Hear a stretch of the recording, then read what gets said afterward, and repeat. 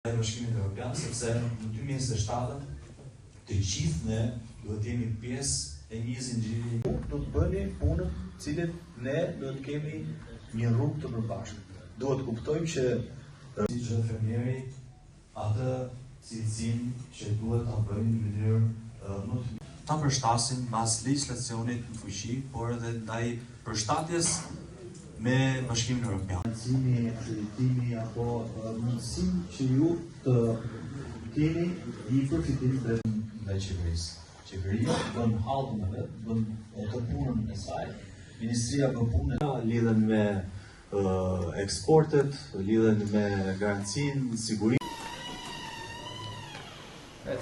Nderuar, Maliqi sot dhe qerpi i Korçës po dirijohet nga probleme të mëdha të motit, të cilat kanë përmbytur një masiv madh tokash.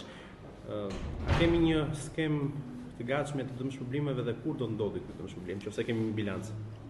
Atëherë, ne jemi duke verifikuar në terren bashkë me ekipet tonë të Ministrisë Bujqësisë, por edhe me bashkitë, të cilat edhe me Bashkinë e Maliqit, në fazën e evidentimit të çdo dëmi të bujqësisë, në mënyrë që ne ta adresojmë pranë qeverisë shqiptare, siç u keni parë takimin i cili e kryesoi kryeministri, i cili ka vendosur një paketë financiare për gjithë dëmet të shkaktuara nga përmbytjet që kanë ndodhur pak ditë më parë. Ne kemi qenë në terren bashkë me Agjenca Civile, bashkitë dhe të gjithë ministrit përkatëse për të ndihmuar qytetarët në mënyrë që asnjë nga të prekurit mos të mbeten vetëm. Ne do të jemi si Ministri Bujqësie në proces të plot për gjithë evidentimin edhe nga ana jonë, por edhe ndaj bashkisë, cilët janë duke e bërë këtë punë më së miri për ta adresuar dhe për ta pasur në një paketë të plot dhe të dim dëmet çfarë dhe si do të jemi ne ndaj qytetarëve për t'i mbështetur, por edhe për të vazhduar një bujqësi më të shëndetshme dhe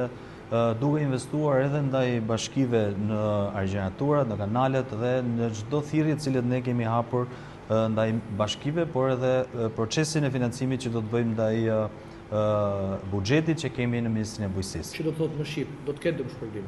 Po, patjetër. Nga ana tjetër, takim sot, takim parë edhe në Librazh për sa i përket skemave kombëtare.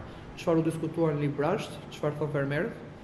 Atëherë, për të parë ne po bëjmë një dëgjesë publike me fermerët.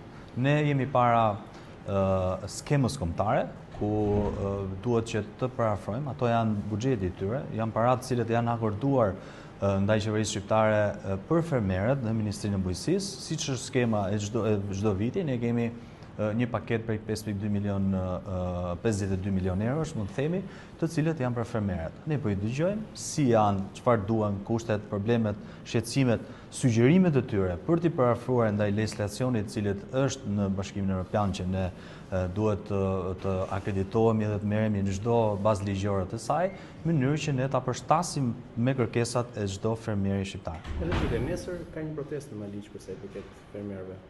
Ata kërkojnë që të garantohen që do të mëshpërblehen.